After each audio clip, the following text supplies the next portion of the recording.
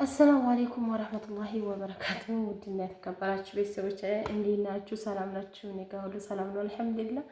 ሁልጊዜ ቪዲዮ ስሰራ ማለት ነው ትዝ የሚለኝ ነገር ምንድን ነው? አንቺ መቼ ነው ቁጭ ብለሽ ተረጋግተሽ የምታዋሪው? ሁልጊዜ ቁመሽ ነው የምትቀርጭው ቪዲዮ የምትለኝ ልጅ። እሷም ሁልጊዜ ጠይቃለኝ፣ እኔም ሁልጊዜ ቁሜ ነው የምሰራው። መቼ እስኪ እንዲያው ቁጭ ብዬ ላወራ ትላላችሁ? እና ቁጭ ብዬ የማላወራበት ምክንያት ማለት ነው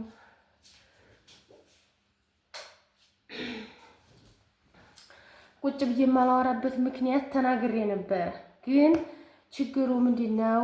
አንደኛ ቪዲዮውን አታዩትም ሁሉንም፣ ሲቀጥል ደግሞ ወይ ዝም ብላችሁ ክፍት አድርጋችሁ እየተዋችሁት ነው፣ ያኔስ አልተደማመጥንም ማለት ነው። ለዛ ነው እና ውድ ቤተሰቦቼ ቪዲዮ ላይክ ሼር አድርጉ።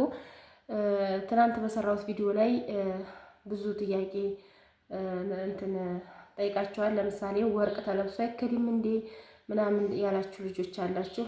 ወርቅ ተለብሶ ይከዳል፣ ችግር የለውም። ከኢትዮጵያ ወዲህ ስትመጡ ተለብሶ ይመጣል፣ ችግር የለውም። ግን እንግዲህ እንደየወቅቱ ነው። እኔ አልፈተሹኝም እውነት ለመናገር ግን ምንድን ነው ወርቅ ለብሰን ስንገባ አውልቀን ስለምንገባ እንግዲህ ብዙ ከሆነ ምናልባት ጥያቄ ከፈጠረባቸው በሚል ነው እንጂ ተለብሶ ይመጣ ችግር የለውም። ግን አንዳንድ ወቅት ደግሞ እንደየወራቱ እንደየጊዜው ነው፣ ደረሰኝም ያስፈልጋል። ከዚህ በኋላ ወርቅ ስትገዙ ደረሰኝ ያዙ ማለት ነው። ምክንያቱም ለእናንተ ራሱ በመዳን ቤት ስትኖሩ ደረሰኝ ይዛችሁ ከሆነ የምትንቀሳቀሱት ይወርቃችሁን ለምሳሌ ከቤት ወርቅ ጠፋ ቢባል የእናንተ ደረሰኝ ስላለ ችግር አይፈጥርባችሁም ማለት ነው። ወርቅ ስትገዙ ደረሰኝን ያዙ። ይዛችሁትም ስትኖሩ ይዛችሁትም ስትመጡ ለእናንተ ጥሩ ነገር ነው ማለት ነው። እኔ በነገራችን ላይ ወርቅ አልነበረኝም። እንግዲህ ወርቅ ነበረኝ ገዝቼ ነበረ። ግን ምን ታርታላችሁ? ይሄ የባህር መንገድ እያለ በባህር መንገድ ሲመጡ አውልቄ ሰጣጥቼ እዛ ወዲህ አልገባ ተመልሶ ከእጅ አልገባ ስላለ እንግዲህ ወርቅ የለኝም ማለት ነው። አልሐምዱሊላህ የአንገት ወርቅ የእጅ የጆሮም ነበረኝ።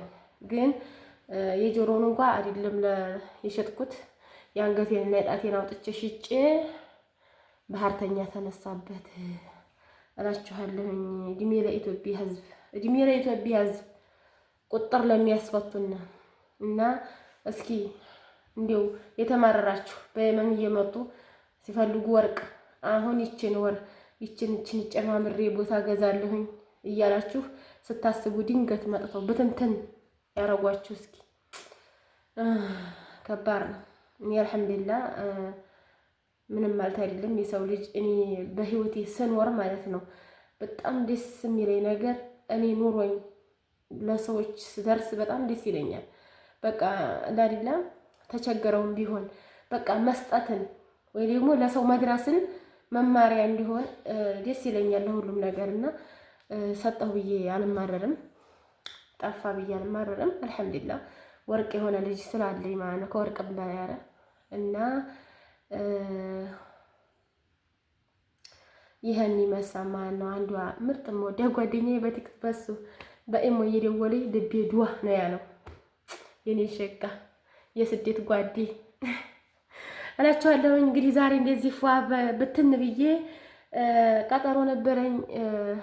ቀጠሮ ነበረኝ ዛሬ ወልዲያ ወደ ቀጠሮ እየሄድኩ ነው። ምክንያቱም ዛሬ ወር ሚያዝያ 3 ነው። ሚያዝያ 3 ላይ ነበረ የሕክምና ክትትል ለ3 ወር ቀጠሮ የተያዘልኝ ማለት እስከ 3 ወር እየተመላለስኩኝ በየወሩ እየተመላለስኩኝ ቼክ እያደረኩ ምን ላይ እንደደረሰ ደሜም አጥንቴም ለማየት ቀጠሮ ይዤ ነበር እና ዛሬ የመጀመሪያ ወሩ ደርሶ ወደ ወልዲያ ሊሄድ ነው። እንግዲህ ስመለስ ምን እንደሆነ እንዴት እንደሆነ ደግሞ ነግራችኋለሁ ማለት ነው። እና ቁጭ ብለሽ ለምን ዘና ብለሽ ፈታ ብለሽ ለምን አታወሪም ላላችሁኝ እስኪ ዛሬም ድጋሚ ልንገራችሁ ማለት ነው። ምክንያቱም እንደምታዩት አሁን ጠዋት ላይ ነው የምቀርጽላችሁ ቪዲዮውን፣ ብዙ ላይት የለም ማለት ነው። እኔ ዩቲዩብ የሚሰሩት ሰው እንደሚሰሩት ሁሉም ነገር የተሟላ አይደለም። ለምሳሌ እንትን ማይክ ይሄ ድምፅ ማጉሊያ አለ። እንደገና ደግሞ ላይት በአካባቢያቸው ከጀርባ ከጎን ከፊት ለፊት መብራት ደቅነው ነው ቪዲዮ የሚሰሩት እና እኔ ደግሞ እንደዛ የለም።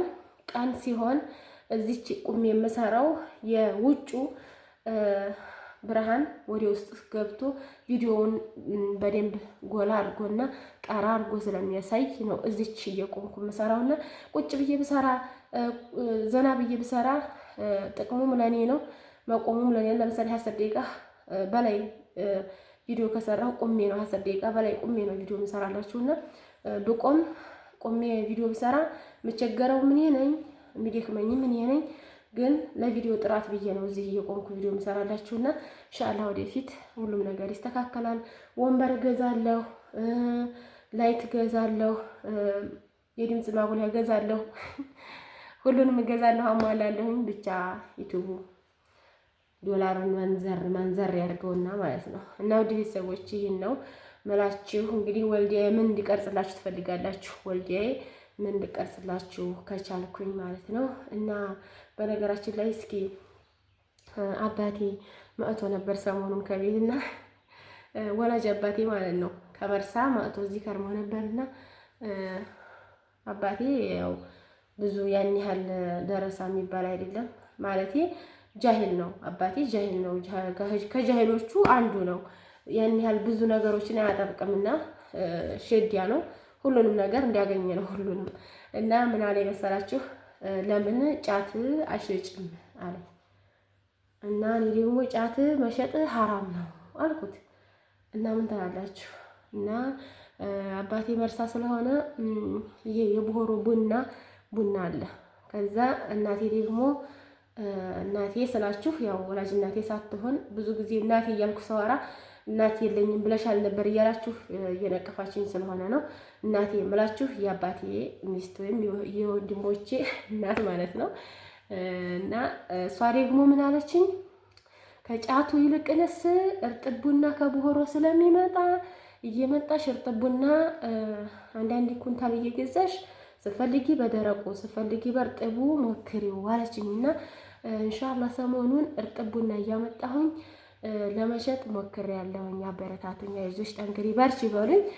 ቪዲዮዬንም እውልኝ። ምክንያቱም ያው ዩቲዩቡ አሁን ማዚያ ምናምን ላይ ነው ቀጠሮ የያዘልኝ ክፍያ ሲከፍለኝ ያው ቡና አንጥቼ ለመሸጥ ሞክራለሁ ማለት ነው። እሱ እስከሚሆን ድረስ ቪዲዮውን እውልኝ ማለት ነው በደንብ። እና ምን ትላላችሁ?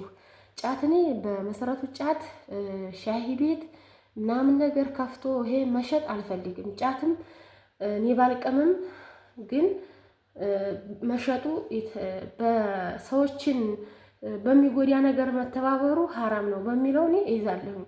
ስለዚህ የጫት አልሸጥም። እኔ አባቴ ያለውን ነው የምነግራቸው እንጂ ጫት አልሸጥም። እኔ ጫት መሸጡንም የሚያሻሽጡትም ሰው ጋራ መተባበር አልፈልግም። እውነት ለመናገር እንደዚህ አይነት ርዝቅ ጥሩ አይደለም። አንደኛ አሁን ብዙ ሰዎች እውቀት ያላቸው ተብለው ራሱ በዚህ በኛ አካባቢ ለምሳሌ ቁርአንን ቀርተው ሐዲስ ቀርተው ሁሉ ነገር ቀርተው ነገር ግን የሚተዳደሩት በጫት መሸጥ ነው። ይሄንን እምላችሁ ይፈቀዳል ወይ ደግሞ አይደለም። ነገር ግን ያኔ ኑሯቸው ያን ያህል አይደለም። በነገራችን ላይ ጫት ገቢ አለው። ይሄ ታወቀ ነው። መጥፎ አላህ የሚጠላው ነገር ገቢ አለው። ይሄ ታወቀ ነው። አሁን ለምሳሌ ጫት መሸጥ እንደገና ደግሞ ሻሂ ቤት ከፍተህ አሁን ሻሂ ቤት፣ ዳቦ ቤት፣ ፉል ቤት ይከፍታሉ። እኔ በነገራችን ላይ ይሄ ምግብ ቤት ነክ መክፈት ፈልጋለሁ። ሻሂ ቤት ይሄ ቁጭ የሚደበልበት ሳይሆን በደት ተደርጎ የሚወጣበት ማለት ነው። ግን ሻሂ አሁን አንዳንድ ሰዎች የሚገቡት ለመደበር ነው፣ ቁጭ ብለው ጊዜያቸውን ለማሳለፍ ነው እንጂ ሻሂ ሱስ ይዟቸው ወይ ደግሞ ሻሂን ተጠቅመው ለመውጣት አይደለም። እና ይሄንን ነገር ብዙ ጊዜ እኔ አልፈልገውም። ነገር ግን የቡናው በጣም ተመችቶኛል። ምክንያቱም ቡናው እርጥቡ አንድ ጣሳ ቡና እርጥቡ 100 ብር ነው ብለዋል። 100 ብር ማለት ነው እርጥቡ፣ ይሄ ዲፍኑ ማለት ነው። እርጥቡ እሸቱ ተፈልፍሎ 3ቱ ጣሳ ሲፈለፈል 3 ጎማ